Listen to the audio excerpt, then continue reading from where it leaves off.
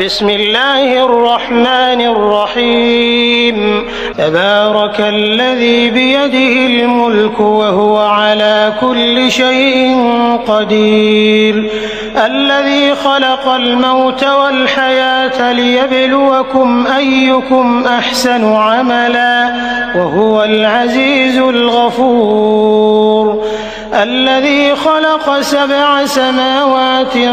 طباقا ما ترى في خلق الرحمن من تفاوت فارجع البصر هل ترى من فطور ثم ارجع البصر كرتين ينقلب إليك البصر خاسئا وهو حسير ولقد زينا السماء الدنيا بمصابيح وجعلناها رجوما للشياطين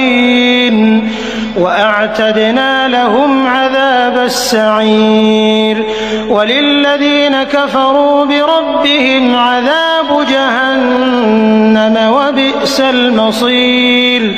إذا ألقوا فيها سمعوا لها شهيقا وهي تفور تكاد تميز من الغيظ كلما ألقي فيها فوج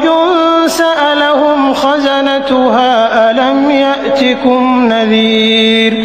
قالوا بلى قد جاءنا نذير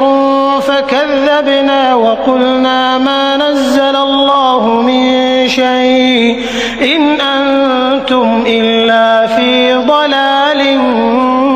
كبير وقالوا لو كنا نسمع أو نعقل ما كنا في أصحاب السعير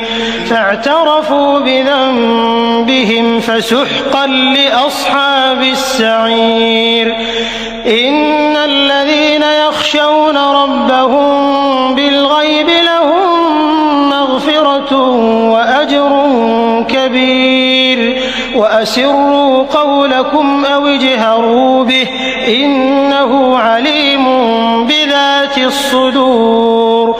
ألا يعلم من خلق وهو اللطيف الخبير هو الذي جعل لكم الأرض ذلولا فامشوا في مناكبها وكلوا من رزقه وإليه النشور أأمنتم من في السماء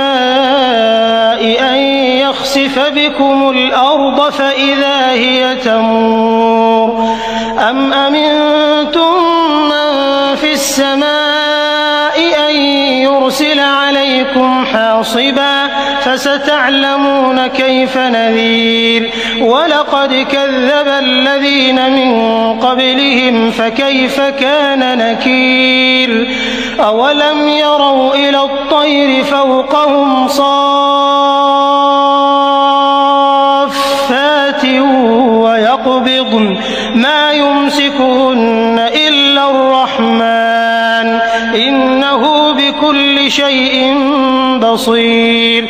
أمن هذا الذي هو جند لكم ينصركم من دون الرحمن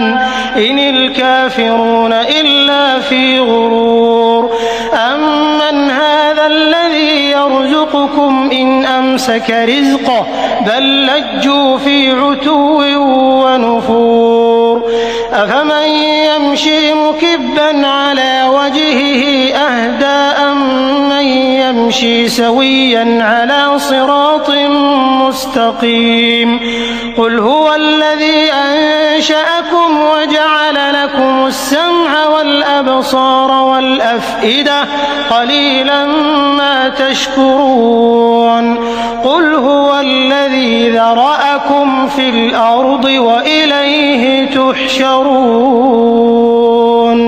ويقولون متى هذا الوعد إن كنتم صادقين قل إنما العلم عند الله وإنما أنا نذير مبين فلما رأوه زلفة واشمئزت وجوه الذين كفروا وقيل هذا الذي كنتم به تدعون قل أرأيتم إن أهلكني الله ومن معي أو رحمنا فمن يجير الكافرين من عذاب أليم قل هو الرحمن آمنا به وعليه توكلنا فستعلمون من هو في ضلال مبين قل أرأيتم إن أصبح ماؤكم